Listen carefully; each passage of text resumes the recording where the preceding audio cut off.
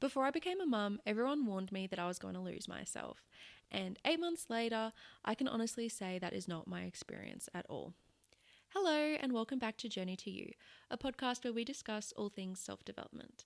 And today, I want to talk to you about building confidence after having a baby. I feel like building confidence as a mum is so important for your own sanity, for your own well being, and so you don't fall victim to motherhood.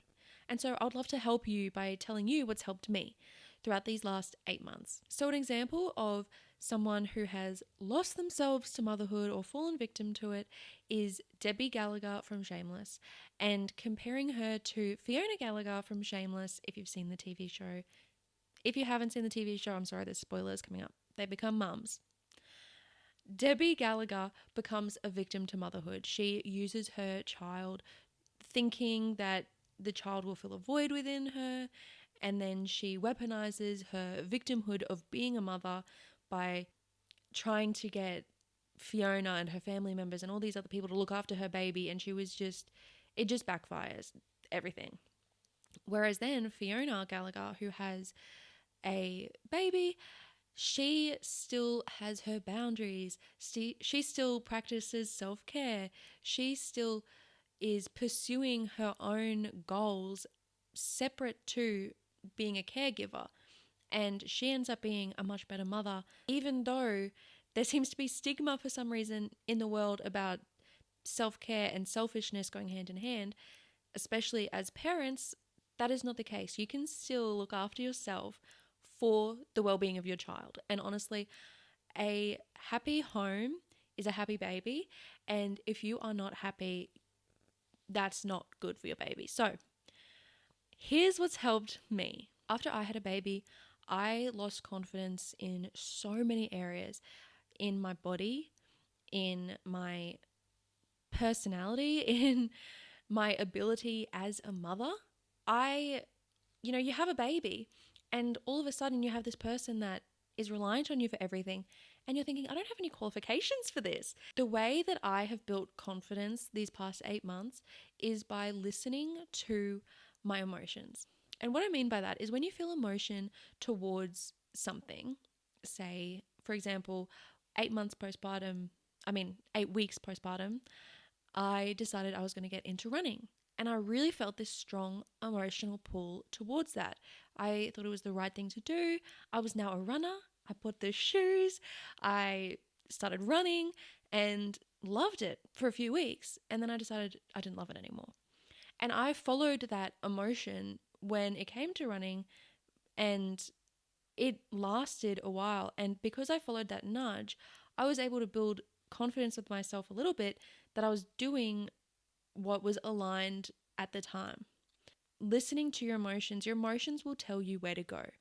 I feel like it's the inner compass pointing you in the right direction. I want to note that sometimes you feel resistance towards what you're being pulled towards.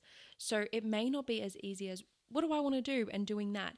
It might be looking deeper into something, because I'm going to use an example of a friend of mine who used to really be into yoga. And she loves yoga, and she also has a baby, and said to me a few weeks ago, oh man, I really miss yoga. And I was like, okay, well, let's make it happen. How about one night a week, we leave the babies with dads and we go do yoga together? And no, okay, if that is you and you're feeling this pull towards yoga, but then you feel this like inner resistance, use that resistance as a signal to look deeper. Okay, maybe it's not yoga. Maybe it's the freedom that came with yoga. And if someone suggests, well, let's leave the house for an hour, and you don't want to do that, that's something that that's the resistance, is you don't want to leave your baby for an hour, but you want more freedom.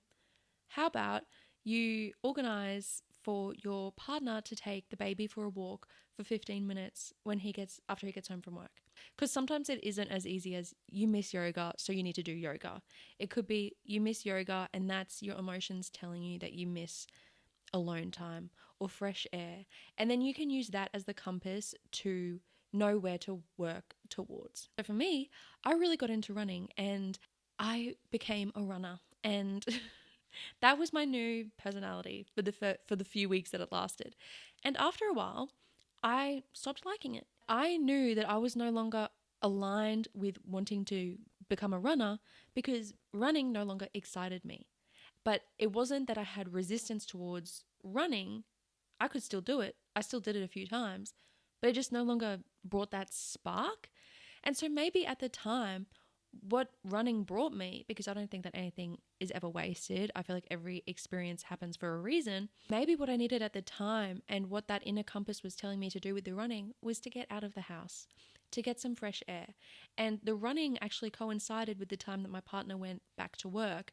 And that was really stressful. So it was probably really good for me to find some me time during the days when he wasn't home to clear my head and get fresh air and sunlight and do what I needed to do. And then I felt like I didn't need that anymore. And so I left that and it was a good experience. Something I do want to mention because I'm talking about running and things like that is I want to acknowledge that early postpartum, the fourth trimester, so 3 months after you give birth, it is totally, it is more than fair, even more than 3 months, obviously. But postpartum is hard.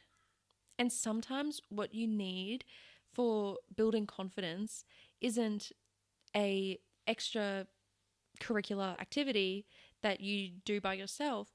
Maybe it's building confidence of your abilities as a mum and learning about your baby.